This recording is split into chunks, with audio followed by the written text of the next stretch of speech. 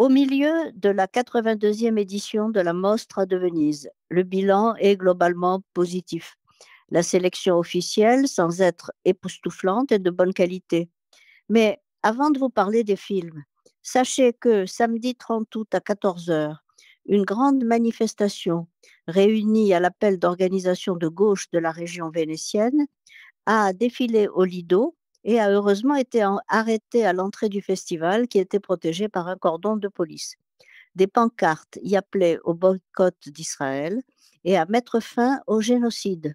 Au milieu de nombreux drapeaux palestiniens, et plusieurs participants reprenaient le slogan Free Palestine.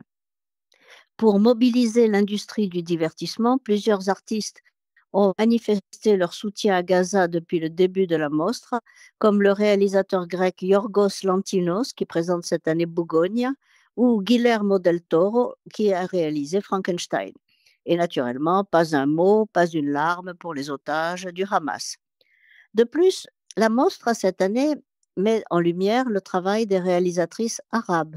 Mariam Touzani, Shad Hamin, Susanna Mirgani et Kauter Benhania, la Tunisienne dont le film sur une enfant blessée à Gaza, La voix de Hind Rajab, va représenter la Tunisie pour l'Oscar du meilleur film international en mars 2026.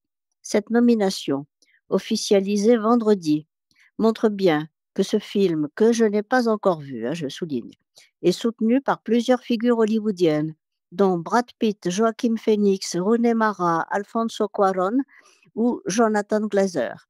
Même si le président du jury, Alexander Payne, a refusé de prendre position sur Gaza, ce qui est le minimum vu sa fonction, le film a donc de grandes chances de figurer au palmarès, voire de remporter le Lion d'Or, étant donné la forte pression exercée sur la Mostra en faveur de la Palestine.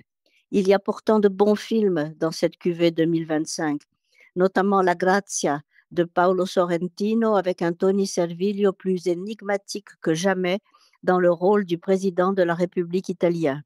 Il y a le sympathique Jay Kelly de Noah Baumbach avec Georges Clooney, No Other Choice du coréen Park Chan-wook, déjanté et drôle, mais surtout d'une extrême complexité narrative. Father, Mother, Brother, Sister de Jim Jarmusch, film très épuré sur les joies de la famille, avec un casting de rêve. Tom Waits, Adam Driver, Kate Blanchett, Charlotte Rampling et Vicky Krieps. À pied d'œuvre de Valérie Donzelli avec un Bastien Bouillon remarquable de sobriété. Et surtout, le film qui m'a le plus frappé, The Smashing Machine de Benny Safdie, avec un Dwayne Johnson époustouflant. Et dans le film, le seul drapeau israélien du festival en arrière-plan. Dans cette ambiance très politique, on ne peut pas dire que les meilleurs l'emportent, mais seulement souhaiter que le militantisme aveugle ne l'emporte pas sur la reconnaissance de la qualité, de plus en plus négligée à l'heure actuelle dans les festivals internationaux. Je commenterai le palmarès au journal de lundi.